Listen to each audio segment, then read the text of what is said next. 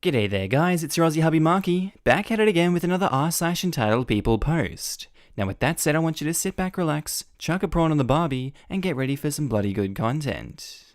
Our first post today is by user EricaCat1, titled, Future sister-in-law thinks my disability is not important enough to accommodate at her wedding.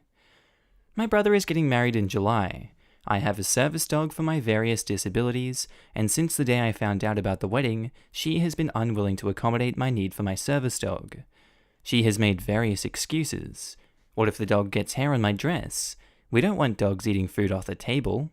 What if he jumps up and messes up my dress? It's expensive and I don't have money to replace it.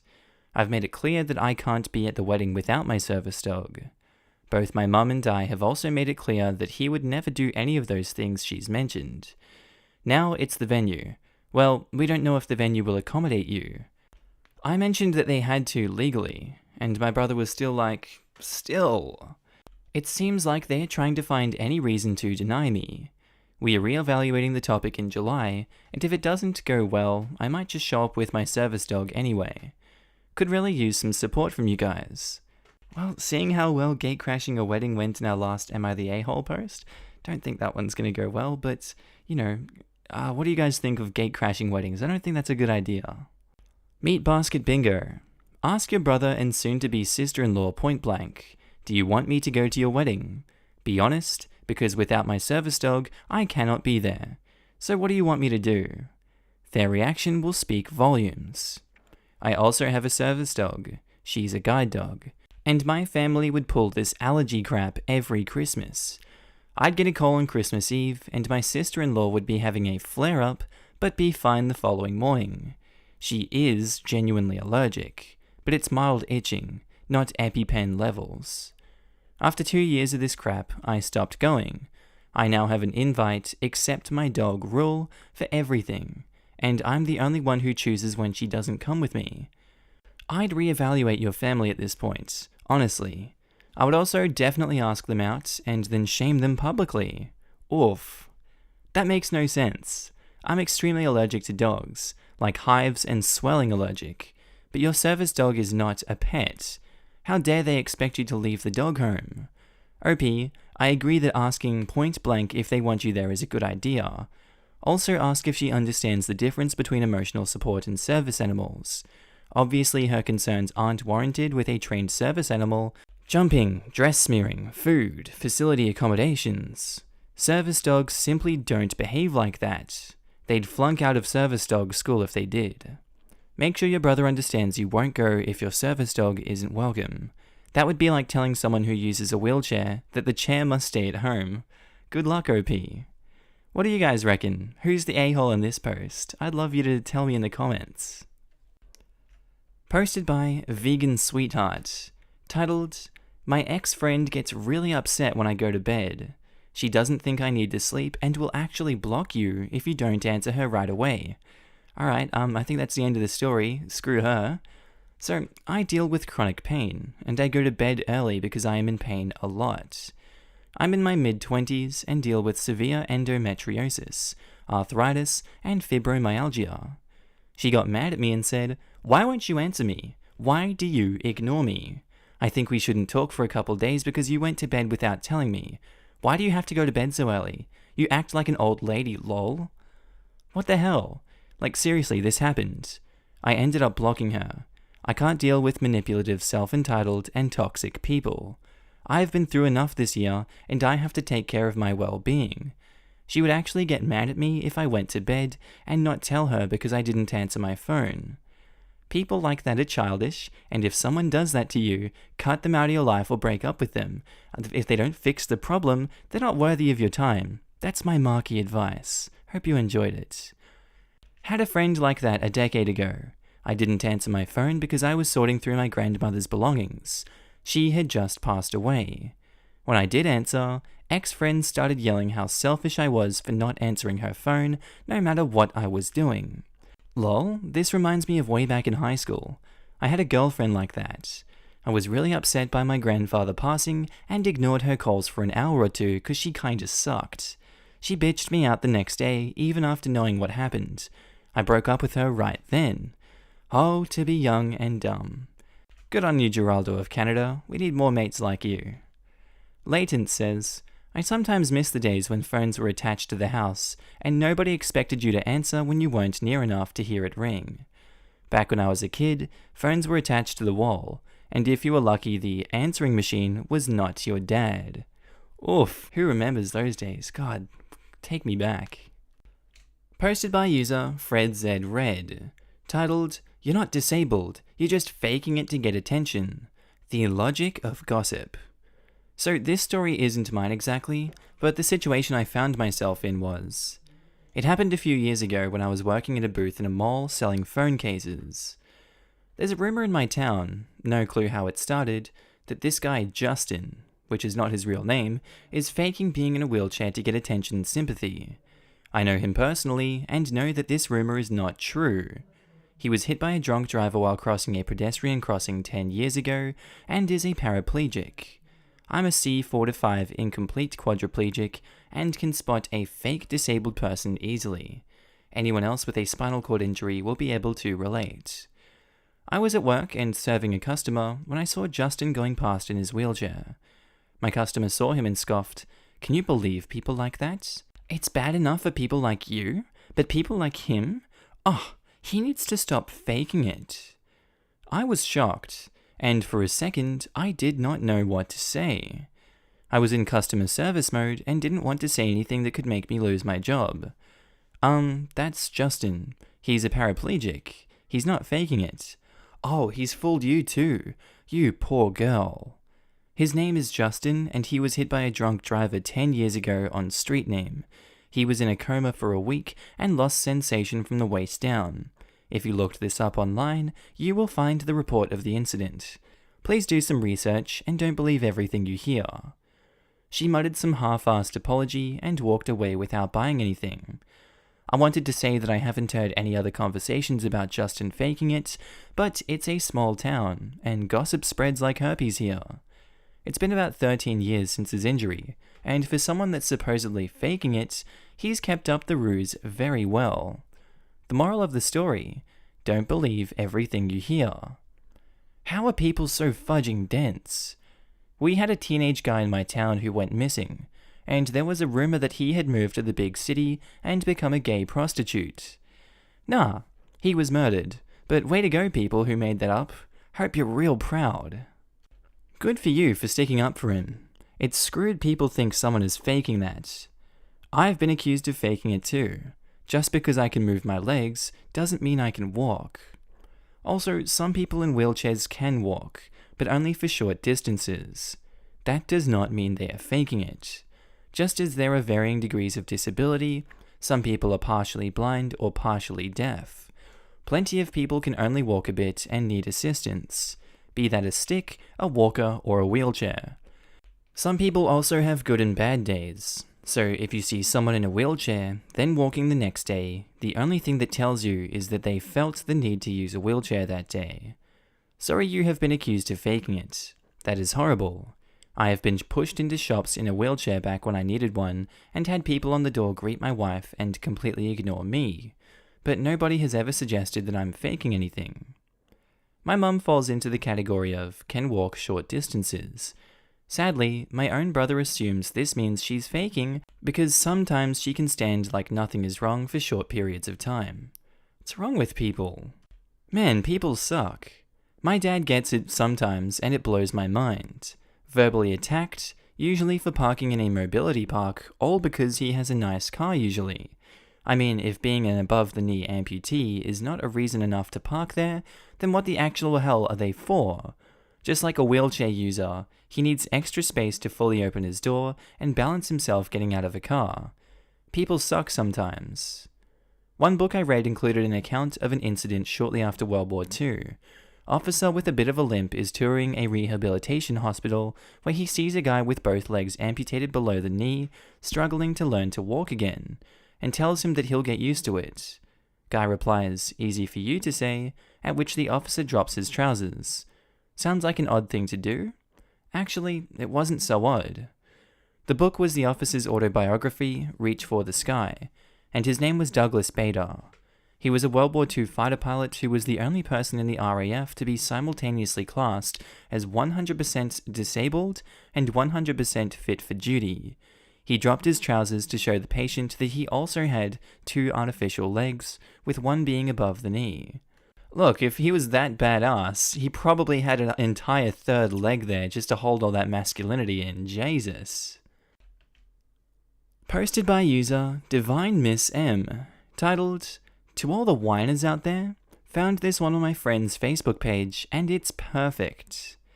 Thank you for all the awards. I'm humbled and have passed on the messages to the original writer of this post.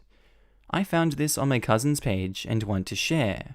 It's a bit long but worth it, and 2 thumbs up for whomever Craig Yeager is. Craig Yeager, I just can't.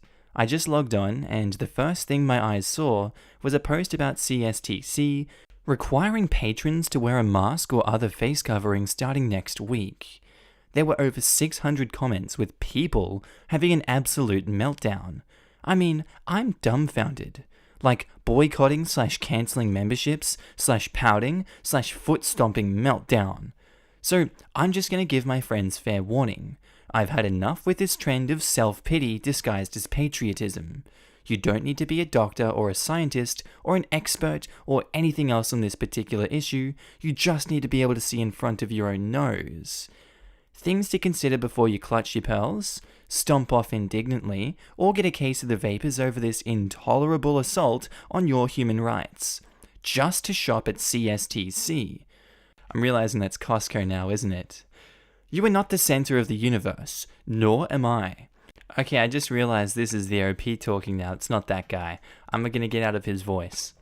Our supply chain is struggling. Retailers are spread crazy thin and cannot handle more of their staff being out sick or quarantined if they can help it.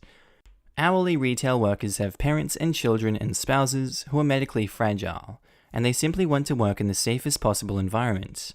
I know, how dare they? Costco in particular has a long history of paying its employees a better wage than any competitors and provides really solid benefits. They are probably a company worth supporting. Your medically fragile friends and neighbors can stay home to a point.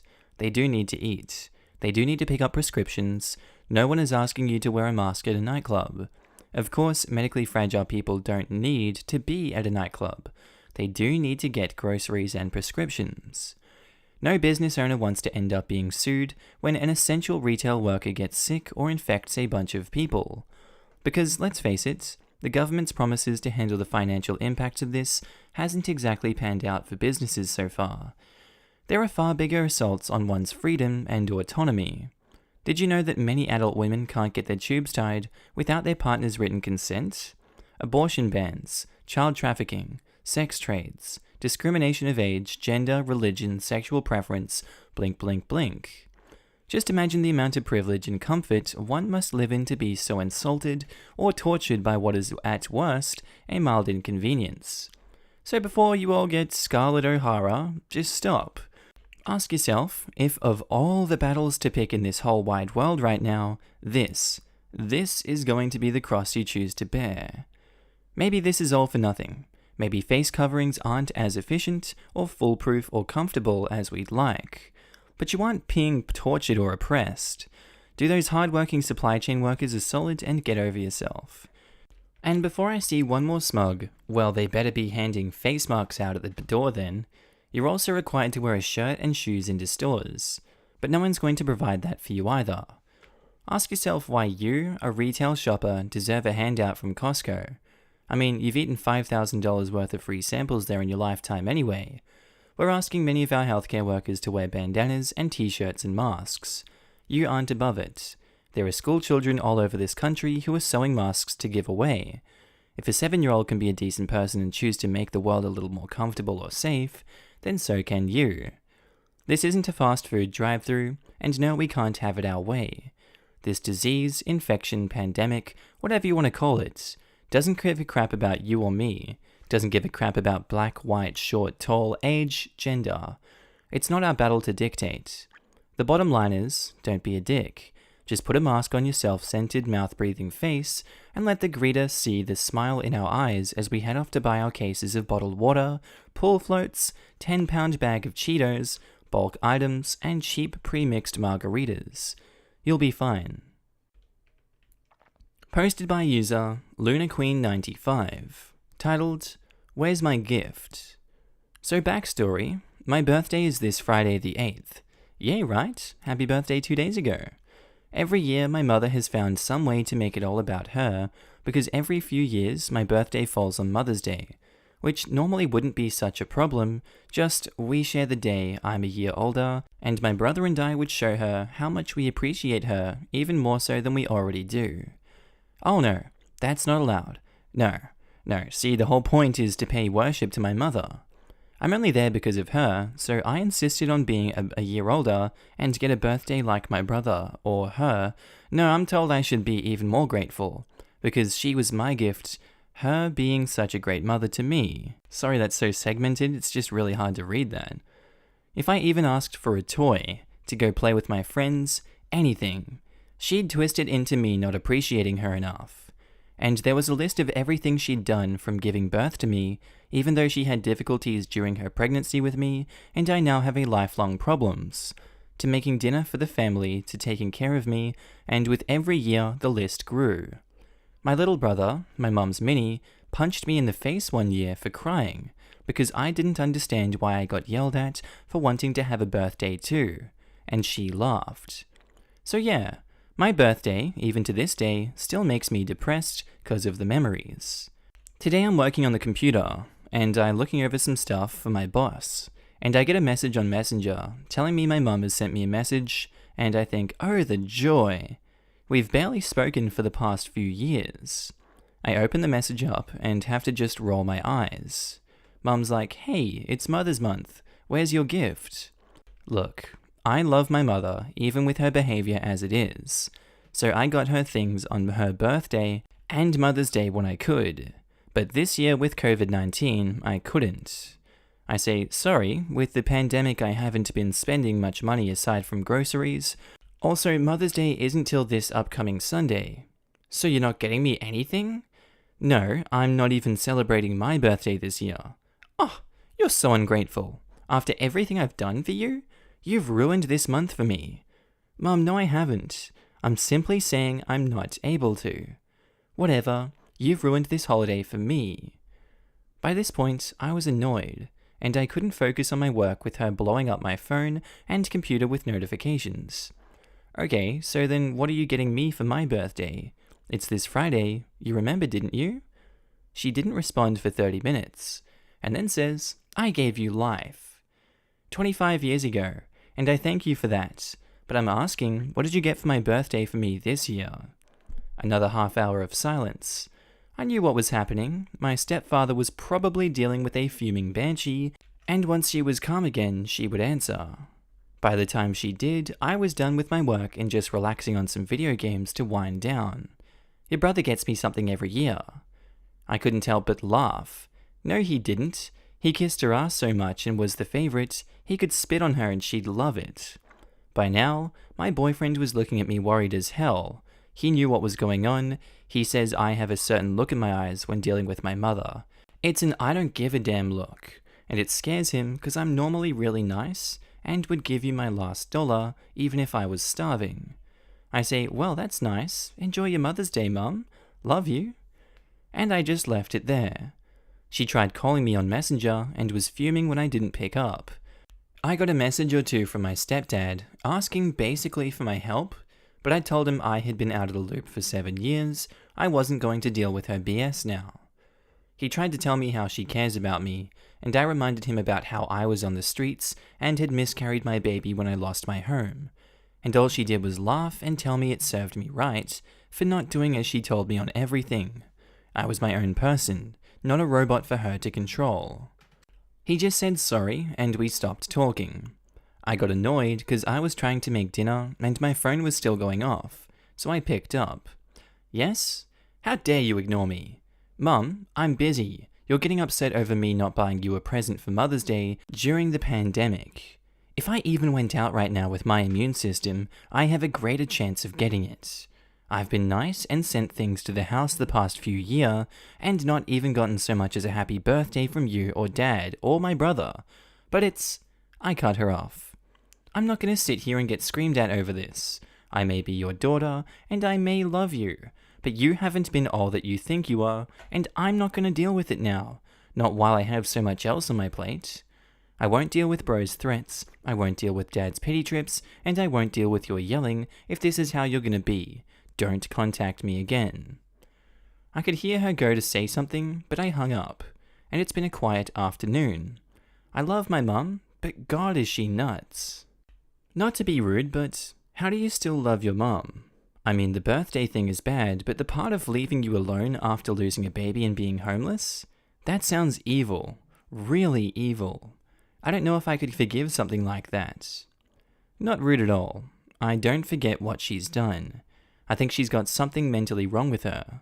I love her in a way that you love those who you are thankful for. My birth dad was never around, and when I met him, he tried to stab out my heart, literally. So out of both of my parents, even though she abandoned me, she's never tried to kill me herself. I know it's weird, but in my head, part of me can't hate her because it wasn't always bad. Just the majority was. Oh, okay, I think I get it. I'm just glad you're in a better place now, where you can stand against her. Happy birthday, by the way. It's early, but better now than when this post disappears in time. Your mother sounds like a total narcissist. She is. She also basically said to my brother and I, we were to be the best in any job field we go into, make like billions of dollars, just to build and give her her dream house. But whenever I wanted anything, because I told her I'd do my best instead of my brother who played yes man with her, she looked at me and told me I was asking for the moon. I needed new glasses because a kid broke them on me, and spent 5 months walking around almost blind, till the school demanded she buy me new ones, or Child Protective Services would get involved. Jesus, what's wrong with this woman? Posted by user Edroxianai, titled, Entitled Grandmother Who Raised Entitled Daughter at Son's Expense. This here is a family story that started before I was born, and went on for years. My grandma, entitled Grandma, has 2 children, my dad and his sister, entitled Aunt is EA. She always had a sense of entitlement herself, and raised her daughter to be entitled, often at my father's, her son's, expense. However, karma never forgets. The stories that I remember begin from when my father was 18 and set off to university. Entitled Auntie had been taking piano lessons for years, and yes, she was good at it. However, when my father set off to go to university for 2 years, that's how long teaching school was in the 80s. My late grandfather had to support his son, who was in university, and for those 2 years, they had to postpone Entitled Auntie's lessons. This didn't stop her from continuing once my father was finished with teaching school, but for years later, Entitled Grandmother would accuse my father, saying, "You just had to go to university, and that caused your sister's lessons to be postponed for 2 years. My dad always tried not to care when he was told that. Fast forward a couple of years later, when my father met my mother, and 3 months later, they got married. With both being new teachers in their early 20s, their salary wasn't high enough. However, since my mother owned an apartment, they figured at least they'd be able to start somewhere. Problem was, they didn't have enough money to furnish it properly. They started with a few pieces of patio furniture in the living room. My grandfather offered to support them by getting them a couple of white appliances. At the same time, Entitled Auntie, still unmarried and living with my grandparents, demanded that her parents buy her the same appliances, even though she had absolutely no use for them. Of course, Entitled Grandmother was right by her side on this, and my grandpa could not deal with both Entitled Grandma and Entitled Auntie at the same time, so he gave in. A short time after my parents got married, my mother got pregnant with me, and my grandpa was simply elated. I was going to be his first grandchild, and I ended up being the only grandchild he met before he passed away. Rest in peace, Grandpa. One evening, my parents went over for a visit, and Entitled Auntie was sitting with them. My mother was about 3 months along, still early. At some point, Entitled Auntie turns to my grandpa and says, So, when this grandchild of yours comes along, are you going to give it allowances? My grandpa said, of course. And she freaked out. She threw a grand tantrum, yelling angrily, and both my grandpa and dad turned to her and asked, "Are you serious now?" Entitled Auntie then turns to my dad and screams, "After all this time, we finally managed to get rid of you, and now your child will come here and take our money." And she stormed off to the kitchen. She make a sandwich? Entitled Grandmother came in a few minutes later to ask what happened, and when my grandpa angrily told her, Entitled Grandmother replied with, "Well, she is right. This grandchild will be given money meant for our daughter, ? And left to console her. Seriously, neither of my parents nor my grandpa could believe what had just happened. Sometime later, she was about to get married, and the groom came from an upscale neighborhood in the city, with his family owning 3 houses, each with 2 floors. Entitled Auntie's in-laws had said that one of the houses was meant for their son, the groom, but supposedly did not have money to renovate or furnish it. Entitled Auntie then turned to my grandpa, with Entitled Grandma's support, demanding that he pay for the renovation. Grandpa said that sure, of course he would support her for her wedding, but with the same amount of money he was called to pay, he could buy and furnish an apartment that would be in her name as security and a place to live if things went south. Of course, she wanted the house in the upscale area, even though it would not be in her name, because it was more prestigious and all. Oh, and remember the appliances she made my grandpa buy her when my parents got married? Even though she had not used them, and supposedly saved them for when she got married, when the time actually came for her to get married, she said she needed new appliances and made my grandpa buy her new ones. The worst thing Entitled Auntie did, and made my father stop considering her as his sister, was in 2001. My grandpa had passed away the year before, and his children inherited both his assets and his debts equally, according to the law. In 2001, my parents got double-crossed in financial matters by people they considered best friends, and we ended up living in great debt. Could not afford to pay our electric bill for months in a row. My grandpa's assets, which his children inherited, included 2 summer houses, one on the mountain and one by the sea, and my dad and Entitled Auntie each had one half of each house. When our financial situation was horrible, my dad proposed to Entitled Auntie that they swap halves, so that my dad would get the beach house, which he would sell afterwards, and Entitled Auntie would get the mountain house. The mountain half he gave up was of much higher value than the beach half that he got, so Entitled Auntie already had a profit, and legally she would have been obligated to pay the difference to my dad so that the exchange would be equal. My dad didn't care and never made her pay the difference. He just needed to sell the house, but it wasn't enough for Entitled Auntie. She actually blackmailed my dad, telling him she would not agree to the swapping rules unless my dad signed a statement that he would use the first payment to pay off all Grandpa's debts, even her share. My dad told her that the house would be his, and therefore the money would serve his payments and not hers. But she didn't care.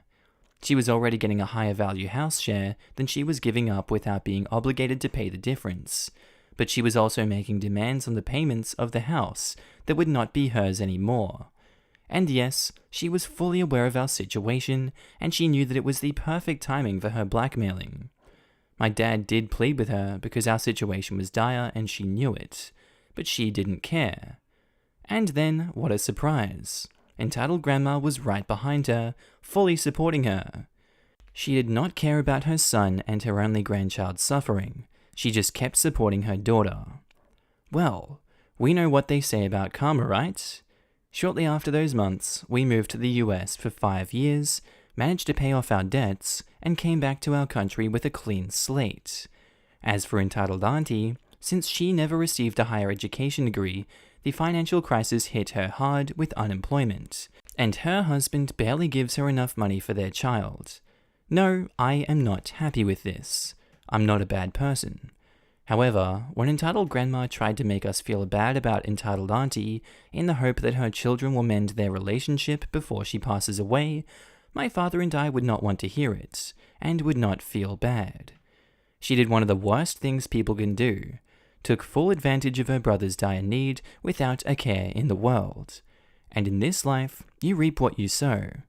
Karma hit entitled grandmother as well, because she gave her bank account card to entitled auntie in order to support her, and the latter would usually drain the account, leaving entitled grandma with just enough money to get by. Entitled grandma would sometimes ask my dad for financial help for entitled auntie, but my dad would say, "You raised her this way, so you have to change it. When she was stepping on my throat all those years ago, you didn't do anything about it.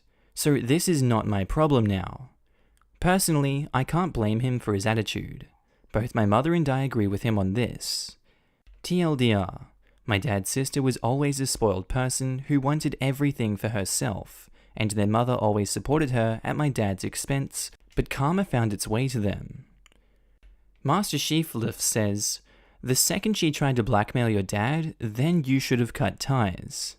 That really was when Dad said, "My sister died. She's not my sister anymore, just my mother's daughter."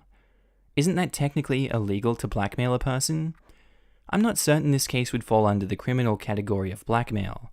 I mean, she was not obligated to agree to the swapping in the first place, much like no one is obligated to sell something just because someone wants to buy it. But in any case, we never had the financial ability to hire a lawyer back then to advise us on what to do about that. Yikes. Well, that's the end of our r/entitled people post today, guys. I hope you enjoyed this one. Tell me what you thought of it down in the comments. If you've noticed my breathing is a bit off today, it sounds weird. I don't know what's going on with my lungs. Maybe I got the corona. Who knows? Hope you guys enjoyed this one today. More episodes to come. I'll see you in the next episode, and tell me what you thought of it. Bye.